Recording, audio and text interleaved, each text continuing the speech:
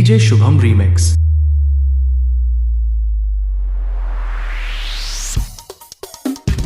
DJ Shubham Remix.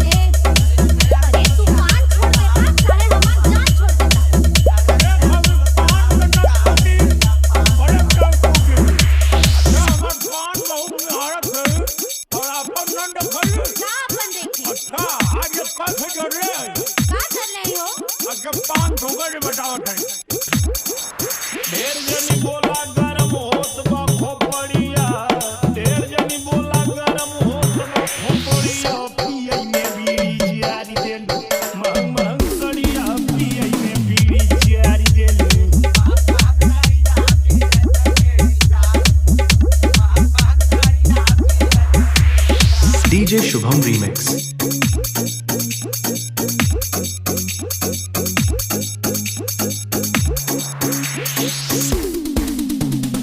DJ Shubham Remix.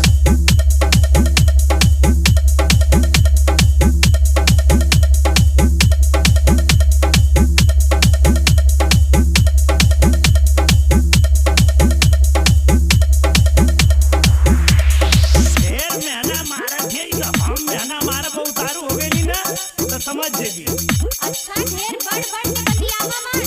अरे हम बड़ बड़ के बतियावत हई। हां त सुना जरेला तो से आवे के ना कहिला से आवे के ना कहिला से आवे। अरे जब दूसर लियावे के कहली त सियावे कहां से कहबी। हां कितना लियावेला सबके पता। आन के भरोसे नहीं तोहरा नीर रहिला।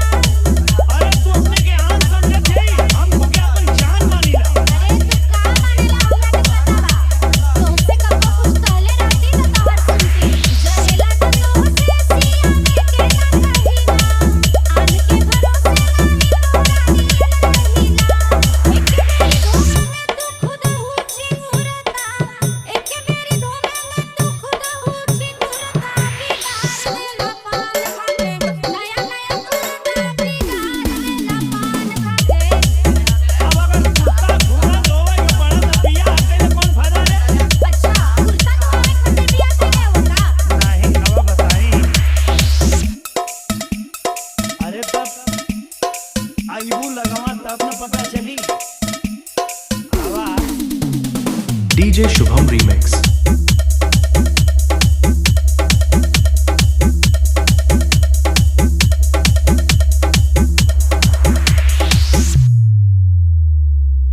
तोहार कुर्तवा धोत धोत हमार हाथ के चमड़ी छिलाई गई।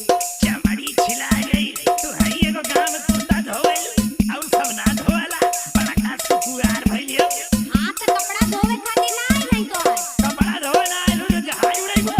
सब धोवे कपड़ा अकेले तू ही रोवेलू, अकेले तू ही रोवे। तोहरे खातिर सब पान धो के ना लियावेला रोज कपड़ा।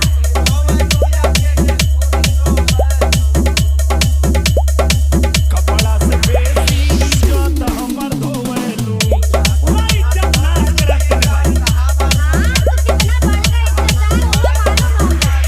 अब तू के ना लगत है कि ढेर बोलत है त हैं? सब धोवे कपड़ा अकेले तू ही रोवेलू। कपड़ा से बेसी इज्जत हमर धोवेलू। दूसरा के बुरा लागे आपन लागे बढ़िया। दूसरा के बुरा लागे आपन लागे बढ़िया। पिए में बीड़ी जियारी देलू। महंग महंग सड़िया पिए में बीड़ी जियारी देलू। अरे कहां जाबो हो? अच्छा चला जाए ना। नाराज मत हो। हम धो दे कुर्ता। अरे राज जता का धोइबी। इतना सुनो